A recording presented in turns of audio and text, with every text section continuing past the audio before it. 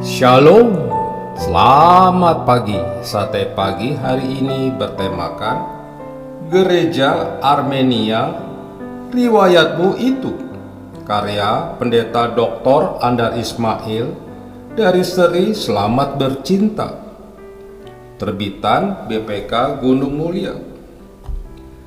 Gereja Armenia paling berbeda dibandingkan dengan gereja manapun di dunia. Ia beda dalam dua hal. Ia adalah gereja pertama yang bebas beragama. Namun, sebaliknya sepanjang hidupnya kemudian menjadi gereja yang paling menderita. Supaya punya sedikit gambaran, kita lihat dulu di mana letak negara itu.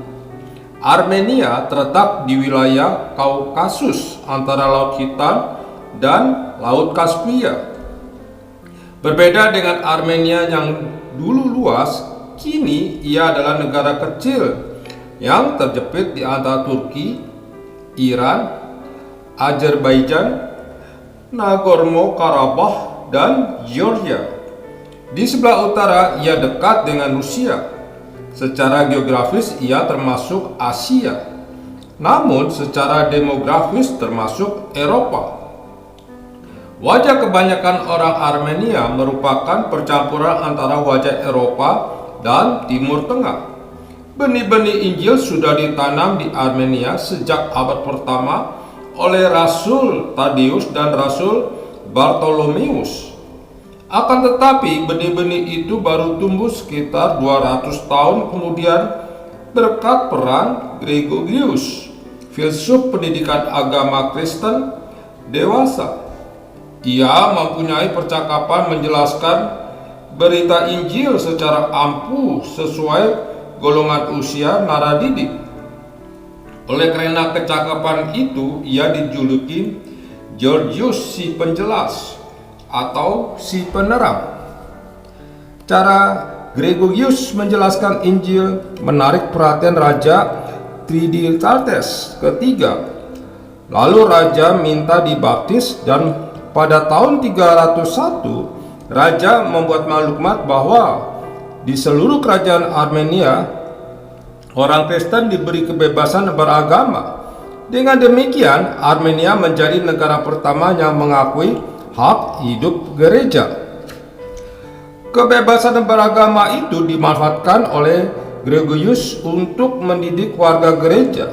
Ia memperbaiki kurikulum dan metode katekese. Ia menatar pendeta untuk berkhotbah. Ia menulis banyak buku sederhana yang bisa dimengerti oleh warga gereja. Ia juga mendorong dimulainya penerjemah Alkitab ke dalam bahasa Armenia. Akan tetapi, tidak lama kemudian Gregorius dipilih menjadi Katolikos, yaitu ketua gereja, sehingga minat Gregorius bergeser dari pengolah pengetahuan menjadi pengolah kekuasaan. Akibatnya, mutu pendidikan warga gereja merosot. Sementara itu, kerajaan Armenia pun melemah. Letak Armenia strategis sebagai jalan darat antara Rusia dan Arabia. Akibatnya, Armenia terus-menerus jadi rebutan negara-negara lain. Sepanjang sejarah, Armenia bergilir ganti dijajah, paling sering dan paling lama oleh Turki dan juga oleh Iran, Arab, Rusia, bahkan oleh Mongolia. Seringkali pula Armenia dipecah menjadi 2 atau 3 oleh para penjajah. Akibat banyaknya wilayah Armenia dikuasai oleh Turki, maka penduduk desa-desa Armenia yang tidak mengerti apa-apa tiba-tiba dinyatakan sebagai penduduk Turki, sehingga mereka wajib tunduk pada peraturan Turki. Sama seperti di bawah pemerintahan negara-negara Islam lain, bangsa Armenia yang ditaklukkan oleh Turki itu berstatus dhimmi, yaitu taklukan yang dilindungi. Itu berarti bahwa orang takluk boleh tetap menganut agamanya dengan syarat membayar pajak lebih tinggi, tidak berhak memangku jabatan pemerintahan, dan banyak peraturan diskriminatif.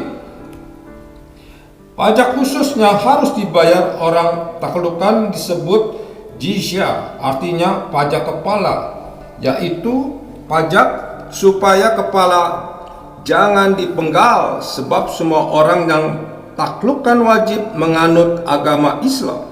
Kalau tidak beralih agama, kepala akan dipenggal.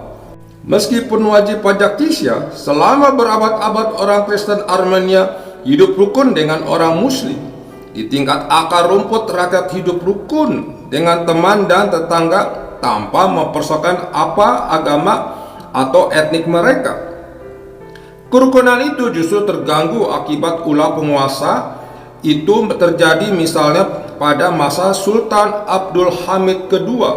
Ketika orang Armenia memprotes diskriminasi yang berlebihan, Hamid malah membantai sekitar 300.000 orang Armenia pada tahun 1894 sampai dengan 1896. Kemudian pada tahun 1905 ia membantai lagi 20.000 orang Armenia. Setelah itu muncul kelompok penguasa Turki baru yang disebut Turk Muda, yang sangat berambisi untuk mencaplok Rusia dalam Perang Dunia ke-1 tahun 1914. Dalam perang ini, Turki mencurigai bahwa orang Armenia cenderung memihak Rusia karena orang Armenia dan orang Rusia menganut agama yang sama. Akibatnya, pada tanggal 24 April 1915 dimulailah rangkaian pembantaian terhadap orang Armenia.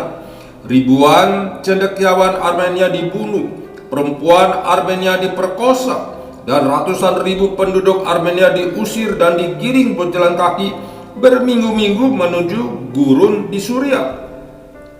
Mayat anak kecil, perempuan, para lanjut usia bergelimpangan di pinggir jalan karena kehausan. Sisa rombongan yang berhasil tiba di gunung akhirnya tewas di situ. Berdasarkan fakta kuburan massal, foto dan dokumentasi, para peneliti sejarah internasional memperkirakan bahwa dalam genosida atau pembunuhan massal sistematis ini 1,5 juta orang Armenia tewas. Pada tahun 1923, Kesultanan Utsmaniyah runtuh dan diganti menjadi Republik Turki yang modern dan sekuler. Namun, pemerintah Turki menyangkal fakta pembantaian terhadap orang Armenia. Buku pelajaran sejarah Turki dilarang memuat peristiwa itu. Meskipun Perang Dunia I sudah berakhir, namun Armenia masih jadi rebutan antara Turki dan Rusia.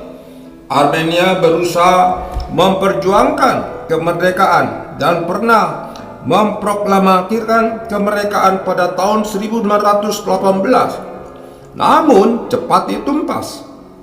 Sebagian Armenia tetap milik Turki dan sebagian lagi milik Soviet Rusia. Ketika Soviet Rusia bubar, Armenia, jajahan Rusia, membebaskan diri. Maka setelah puluhan abad dijajah oleh rupa-rupa negara, akhirnya pada tanggal 23 Agustus 1990 berdirilah Republik Armenia di atas sebuah wilayah sempit yang tersisa oleh wilayah luas Armenia yang dulu. Akibat penderitaan berkepanjangan, gereja Armenia terpuruk, jumlah warga gereja menyusut. Banyak warga gereja yang mengungsi dan kini menetap di Iran, Suriah, Irak, Lebanon, Prancis, Belanda, dan lainnya. Pada tahun 1800-an, di Jakarta pun ada ratusan orang Armenia. Gedung gereja mereka terletak tepat di ujung Jalan Merdeka Selatan dan Jalan Merdeka Barat. Mereka giat dalam rupa-rupa pekerjaan sosial. Namun kemudian banyak warga gereja mereka berimigrasi ke Australia. Gedung gereja mereka dibongkar pada tahun 1994 karena di atas tanah itu dibangun jalan tamrin. Mengapa sampai sekarang jati diri orang Armenia masih bertahan meskipun sudah hampir 20 abad tercerai-berai? Ini pemersatunya bahasa yang sama, mimpi yang sama, gereja yang sama, riwayat yang sama, nasib yang sama, yaitu dibenci oleh negara-negara tetangga. Apa yang menyebabkan orang Armenia dibenci dari awalnya? Sebelum tahun 600-an, semua wilayah itu sebetulnya berpenduduk Kristen. Namun, ketika agama Islam lahir dan menyebar, wilayah itu dengan cepat beralih menjadi Islam. Satu-satunya yang tetap Kristen adalah Armenia.